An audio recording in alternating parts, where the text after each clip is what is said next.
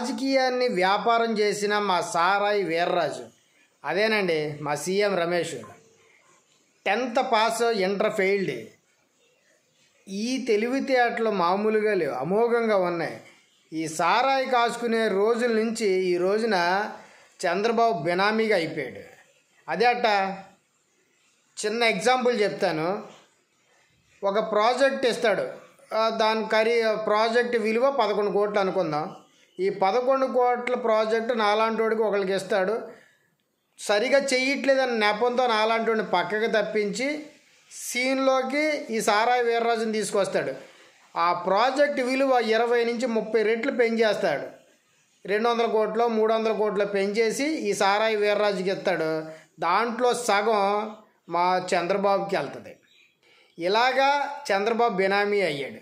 కనీసం చంద్రబాబుకి చేతికి కూడా వాచి కొనుక్కోలేనటువంటి దీనస్థితిలో ఈ సగం వాటా తీసుకుంటాడు.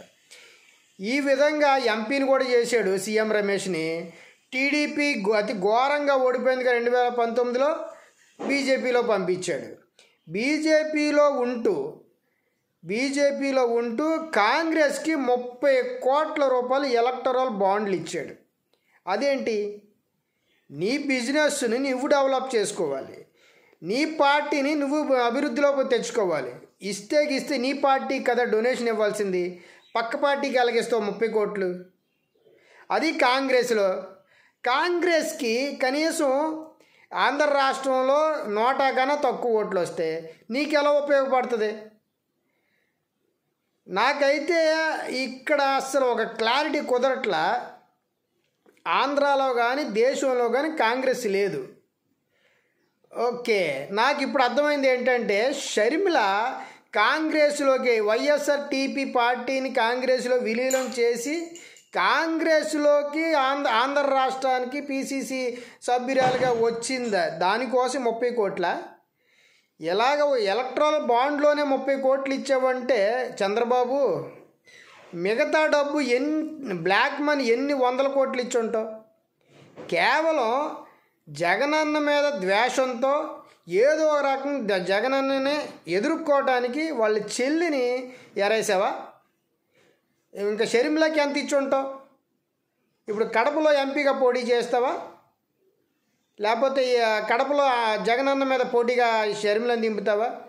ఎన్ని ఆశాలు వేసినా చంద్రబాబు నీ ఏదనుకున్నది విఫలమవుతుంది. కానీ ఇక్కడ ఈ సారాయి వీర్రాజు 30 కోట్ల రూపాయలు కాంగ్రెస్కి ఇచ్చాడు.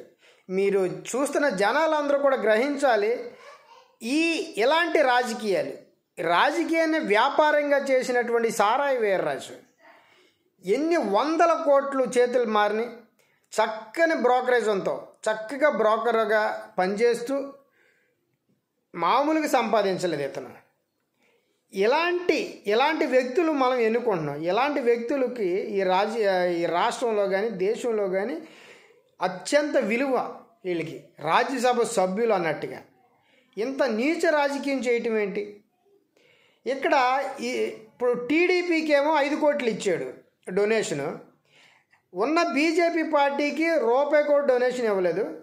కాంగ్రెస్కి 30 కోట్లు డొనేషన్ ఎలక్ట్రల్ బాండ్ల ద్వారా. అది ఎట్లాగా తీసుకోవాలి? ఇది రాజకీయాన్ని పక్కా వ్యాపారంగా మార్చేశాడు ఈ సారాయి వీర్రాజు.